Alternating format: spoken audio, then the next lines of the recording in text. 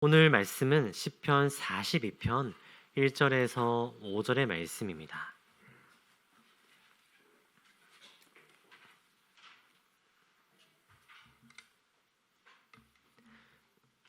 시편 42편 1절에서 5절 말씀입니다.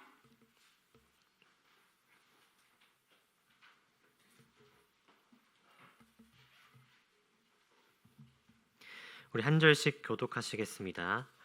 하나님이여, 사슴이 시냇물을 찾기에 갈급함 같이 내 영혼이 주를 찾기에 갈급하나이다.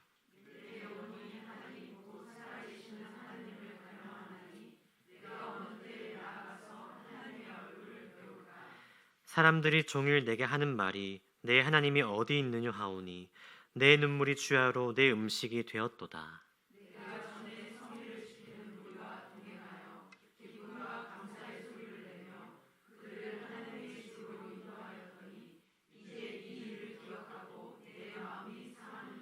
함께 읽겠습니다. 내 영혼아, 내가 어찌하여 낙심하며 어찌하여 내 속에서 불안해하는가. 소망을 두라. 그가 나타나 도우심으로 말미암아 내가 여전히 찬송하리로다. 아멘. 수요 저녁 예배 오신 여러분을, 수요 기도에 오신 여러분을 주님의 이름으로 환영합니다. 지난주 주일 추수감사주일 잘 보내셨나요? 네. 옆 사람에게 이렇게 고백하면 좋겠습니다. 하나님께 감사합시다. 여러분은 하나님께 어떤 감사의 제목이 있나요? 우리 대부분의 감사 제목은 기쁘고 행복하고 무언가 이루어 주셨음에 감사하고 있습니다. 그것들도 감사 제목이지만 어떤 목사님께서 말씀하시기를 진정한 감사는 기쁘고 행복해야 할 때만 감사하는 것이 아니라 지금 나 자신의 환경과 상황이 위태롭고 어려울 때에도 그 고난에 감사하는 것이 진정한 감사라고, 신앙인의 자세라고 어떤 목사님께서 말씀하셨습니다. 예를 들어서 나에게 고난을 주셔서 감사합니다. 이 어려움을 통해서 하나님께 더욱 가까워질 수 있게 하심에 감사합니다 라고 고백하는 사람이 진정한 신앙인이라는 것입니다. 여러분은 어떤 때에 감사하십니까?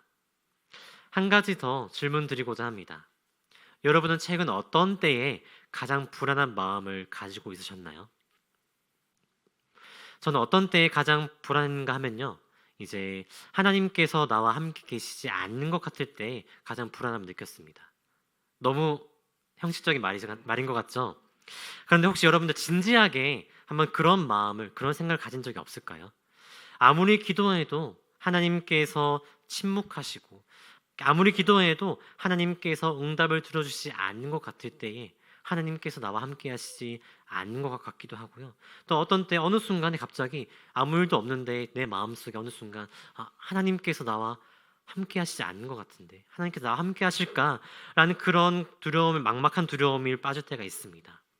하나님께서 나와 함께 하신다는 확신이 있으면은 막다른 길에 막혀도 그것을 넘어갈 수 있는, 또한 그것을 버텨낼 수 있는 힘이 있는데, 하나님께서 나와 함께 하실까?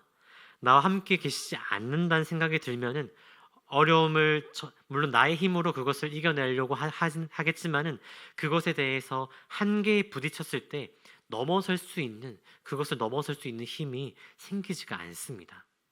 낙심될 수밖에 없습니다. 그것이 계속해서 지속되면은 낙심되고 절망에 빠질 수밖에 없습니다. 나의 인생에서 나의 힘은 하나님이시고 언제나 나와 함께 계시겠다고 하셨는데, 고난 가운데 침묵하시는 하나님을 만날 때에 우리가 할 수 있는 것은 무엇일까요? 바로 낙심에서 절망으로 가는 것이 아니라 낙심에서 소망으로 나아가는 것입니다. 사랑하는 성도 여러분, 우리의 소망은 주님께 있음을 고백하십니까? 낙심이 몰려와도, 침묵하신 주님을 만나더라도 그럼에도 불구하고 주님께 소망을 품으시겠습니까? 그렇다면 왜 우리가 주님께 우리의 소망을 품어야 될까요? 그 이유는 바로 하나님은 나의 생명의 근원이시기 때문입니다. 오늘 본문 1절 말씀에 이렇게 나와 있습니다. 하나님이여, 사슴이 시냇물을 찾기에 갈급함 같이 내 영혼이 주를 찾기에 갈급하나이다. 사슴이 시냇물을 찾고 있습니다. 사슴이 시냇물을 찾기에 갈급함 같이 이 구절만 본다면은 사슴이 단순히 목이 마르거나 오랫동안 물을 마시지 못해서 심한 갈증을 느끼는 정도로만 느껴질 수도 있습니다. 그런데 1절 후반부의 구절을 보면요, 내 영혼이 주를 찾기에 갈급하나이다라고 나와 있습니다. 여기서 영혼이라고 번역되었는데요, 이것은 히브리어 단어의 기본적인 의미를 살펴보면은 영혼이 아니라 삶, 생명이라는 뜻을 가지고 있다고 합니다. 그렇다는 것은 주님을 찾지 못한다면은, 주님으로부터 오는 무언가를 공급받지 못한다면은 나의 생명이 위태롭다는 그런 뜻입니다. 다시 한번 1절을 묵상한다면요, 시편 42편의 기자는 죽을 위기에 처했거나 아니면 죽을 만큼 아주 고통스러운 상황인 것을 우리는 이 1절을 통해서 알 수가 있습니다. 결국 사슴이 시냇물을 찾는 표현도 생사가 달린 절박함을 극적으로 묘사했던 것이라고 우리는 알 수가 있습니다. 내 생명의 근원이 주님이시기에 내가 주를 찾을 수밖에 없다는 것입니다. 사실 목숨이 위태로울 때 주님밖에 찾을 분이 없습니다. 여러분 혹시 이런 경험 해보신 적 다들 있지 않으신가요? 하나님으로부터 오는 공급함을 못 받고 갈급한 마음을 느낀 적이 있지 않으신가요? 내가 봐도 누가 봐도 아주 신앙생활을 잘 하다가 이 교회를 갑자기 안 나가거나 신앙생활을 갑자기 멈추게 되면요, 어떻게 될까요? 혹시 여러분 교회를 잘 나가시다가 잘 안 나가 보신 적 있으세요? 한 1주 정도 안 나가면요, 좀 죄책감이 들어요. 그리고 하나님께 죄송하기도 하고 목사님께 죄송한 마음도 듭니다. 그런데 이제 2주 지나고 3주가 지나면요, 점점 이제 익숙해집니다. 저의 경험담 아니고요. 그리고 시간이 지나면요, 내 마음이 뭔가 이상해집니다. 분명히 이제 나가지 않는 것에 대해서 죄책감도 익숙해졌는데 무언가 마음속에 허전한 마음이 듭니다. 이와 비슷하게 좀 다를 수도 있지만은 제가 이제 예전에 교회에서 이제 전도사 때 부서를 보통 담당하잖아요. 교육 부서를 담당하는데 제가 담당하다가 이제 참 감사하게도 저를 좋게 봐주셔가지고 이제 행정 목사님 말고 이제 밑에 행정 담당 전도사로 이렇게 이제 보조를 맡으면서 이제 부서를 내려놓고 행정 보조랑 그 다음에 이제 다른 외부 사역들을 여러 가지 저에게 감사하게도 맡겨주셨습니다. 그러면서 이제 행정 보조랑 그 다른 여러 가지 외부 사역들을 맡으면서 제가 이제 부서를 내려놓게 되었습니다. 근데 이제 제가 부서를 내려놓으면요, 제가 전도사이고 이제 그때 이제 부목사님들이 되게 많으시니까 제가 수요 예배나 새벽 예배 때 제가 설교를 이제 할 자리가 없었습니다. 부서도 부서도 안 하니까 제가 설교할 자리가 없었습니다. 사실 처음에는 솔직히 좀 좋았어요. 왜냐하면 설교 준비를 안 하면요, 기쁜 건 아니지만은 조금 이제 여유롭거든요.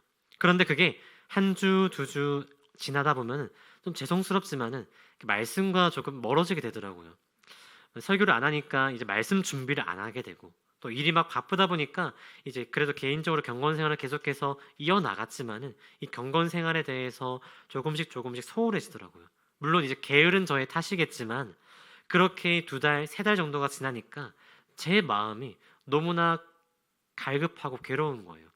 물론 이게 제가 경건 생활로 기도로서 물론 설교가 엄청나게 대단하다라고 하는 건 아니지만은 제 마음속에 계속해서 말씀과 조금씩 멀어지게 되는 걸 느끼니까 도저히 이렇게 있다가는 제 영혼이 먼저 죽을 것 같았던 거예요.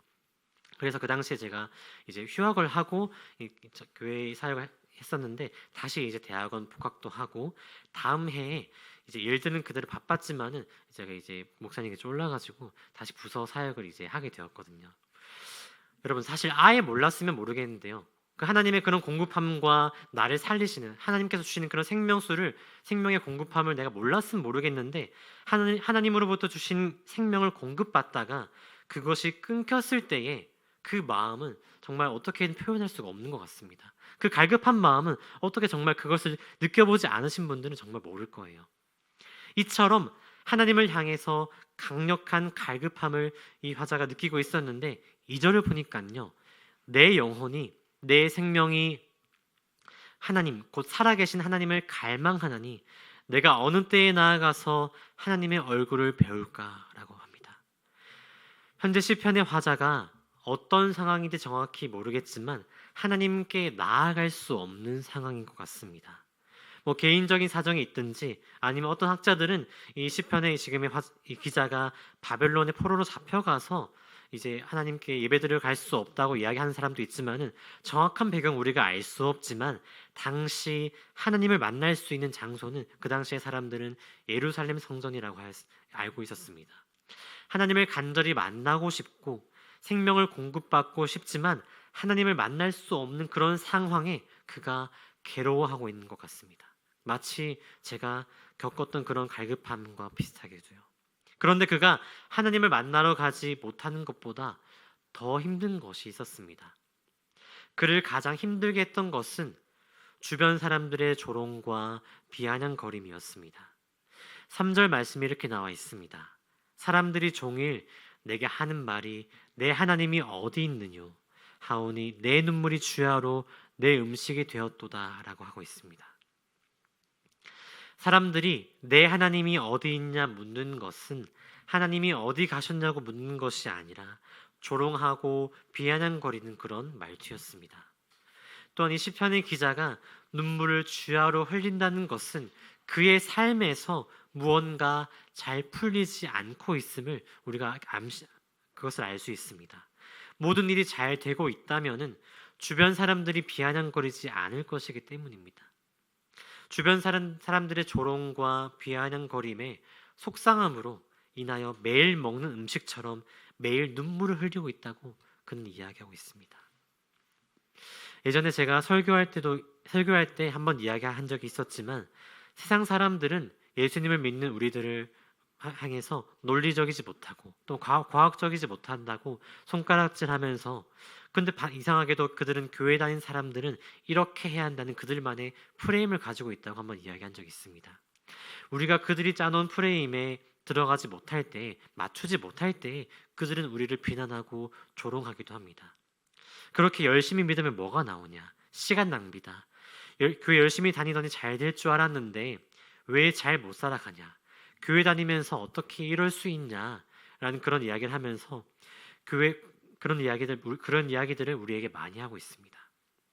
그래서 어떤 분들 중에 이 교회 다니시는 분들 중에 사람들에게 성공한 모습을 보여주기 위해서 사람들에게 증명하기 위해서 열심히 살아간 사람도 있지만 중요한 것은 우리의 믿음과 세상에서의 그런 성공적인 잘됨과 못됨은 비례하지 않다는 것입니다.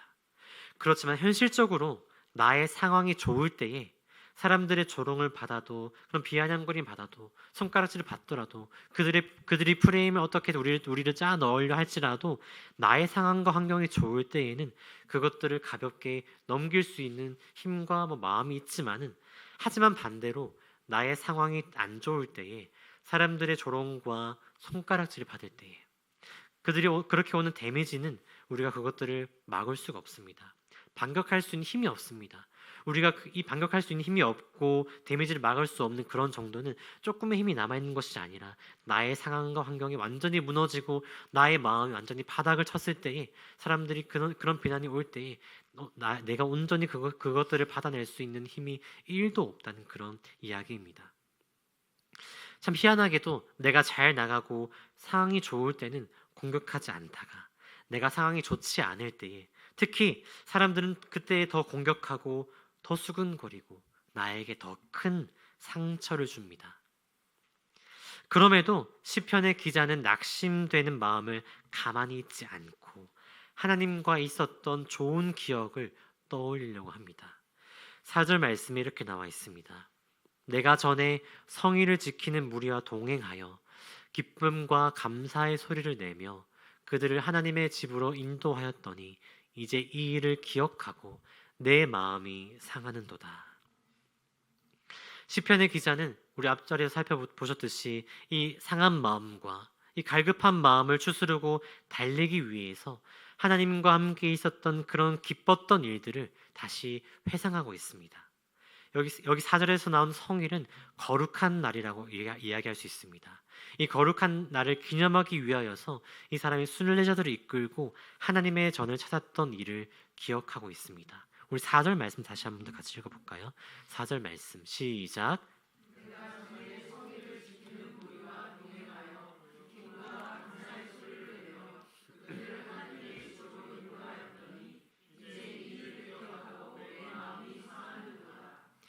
아멘.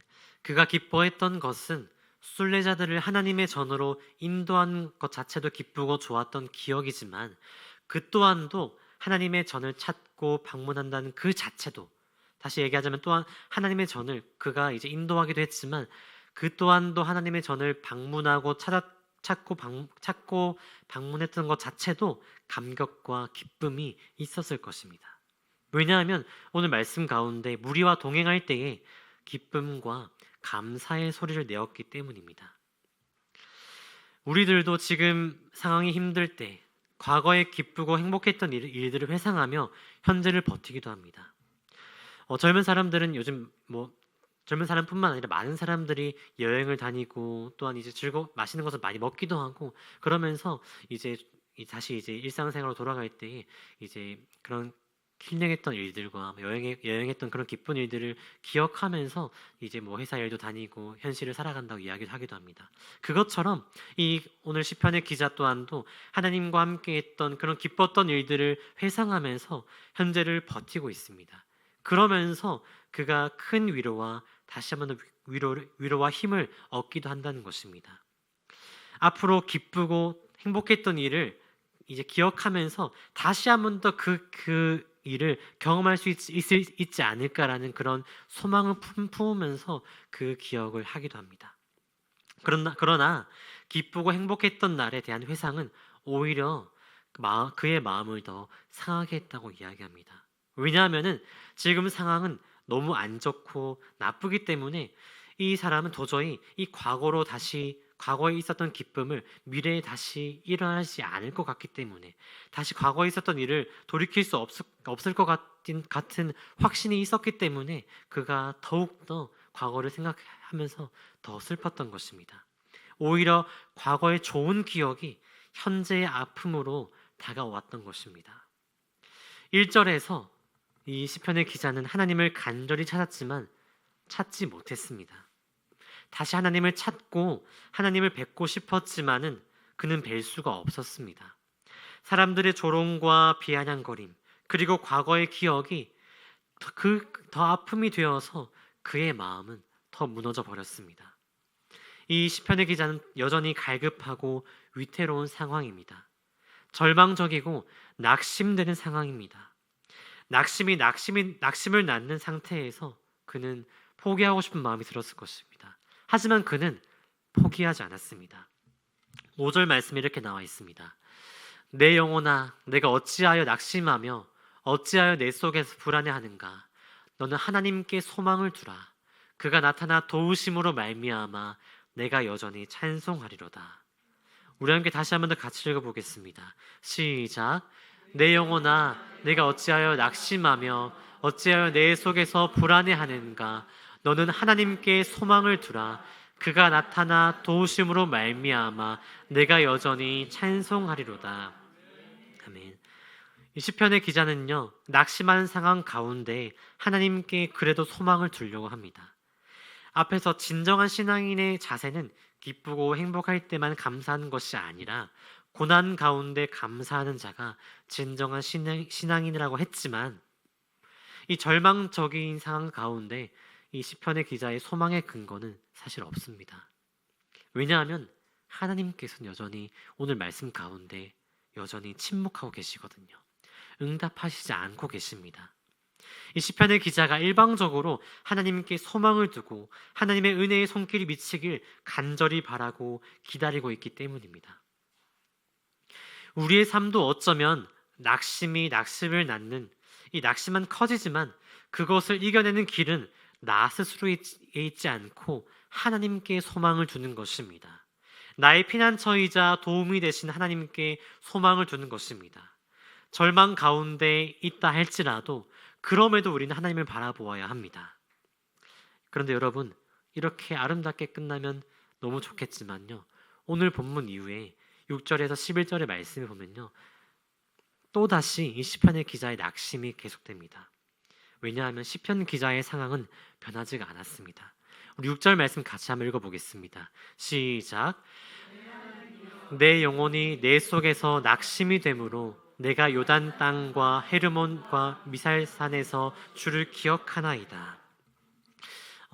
이 시편의 기자는요, 헤르몬과 미사엘산에서 주님을 기념했던 일을 회상하고 있습니다. 헤르몬 산은 이스라엘 북쪽에 위치하고 있다고 합니다.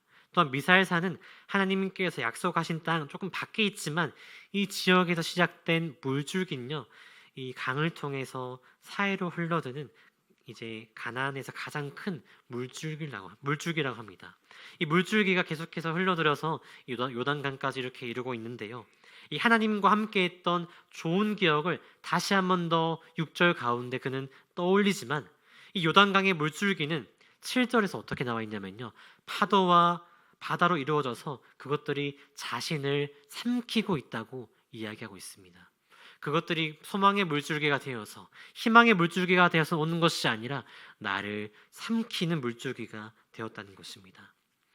나는 하나님을 소망의 하나님이라고 믿고 굳게 나아갔지만 오히려 이 하나님은 나를 심판하시는 그런 모습을 보이고 계신다는 것입니다. 하지만 그럼에도 시편의 기자는 하나님을 신뢰하고 하나님을 기다리고 있습니다. 11절 말씀에 똑같이 5절 말씀과 동일하게 이야기하고 있습니다. 11절 말씀 함께 읽겠습니다. 시작. 내 영혼아, 내가 어찌하여 낙심하며 어찌하여 내 속에서 불안해하는가? 너는 하나님께 소망을 두라. 그럼에도 문제를 해결할 수 있는 방법은 하나님께 소망을 두고 하나님의 도우심을, 구원을 간절히 바라는 것입니다. 사랑하는 성도 여러분, 절망 가운데, 낙심 가운데 있는 분이 계십니까? 오늘 시편의 기자처럼 하나님을 바라보십시오. 하나님께 소망을 두십시오. 그럼에도 상황이 변치 않을 것입니다. 그럼에도 또 다시 낙심될 것입니다. 또 슬프고 주야로 내 눈물이 음식이 되는 것 같이 계속해서 눈물이 흘릴지도 모르겠습니다. 원수들의 손가락질과 비아냥은 계속될지도 모르겠습니다. 낙심이 계속되더라도 하나님께 소망을 두십시오. 그럼에도 하나님께 소망을 두시기 바랍니다. 주님의 은혜를 간절히 소망하시길 바랍니다. 하나님께 소망을 두는 유일한 방법은 무엇일까요? 바로 여호와께 부르짖으며 기도하는 것입니다. 제가 이전 새벽 예배 때 언제인지 제가 기억이 안 나지만 시편 107편의 새벽 본문을 준비하는 과정 가운데 그날 이제 가피플 성경 어플에서 이제 한 줄 감사 이제 메시지 알림이 오더라고요. 제가 한번 나눈 적이 있긴 한데요. 여기서 어떤 이제 감사 메시지가 왔냐면요. 띄워주시겠어요? 고난 속에서도 감사할 수 있는 이유는 다시 회복시켜 주실 하나님을 향한 믿음이 있기 때문이다 라고 오더라고요. 한번 같이 한번 읽어볼까요? 시작.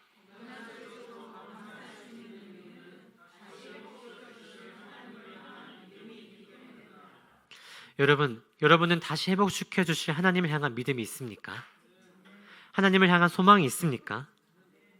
우리가 오늘 본문 말씀에서는 시편 기자가 계속해서 하나님을 간절히 생명을 다해서 생명의 위협이 있을 만큼 힘든 가운데도 불구하고 하나님을 간절히 찾고 간구하고 하나님과 있었던 그런 좋은 기억들을 회상하며 하나님을 기억하고 찾고 있지만 결국 아직은 찾지 못했지만은 그렇지만은 이제 시편 107편 28절과 29절 말씀에 이렇게 나와 있습니다.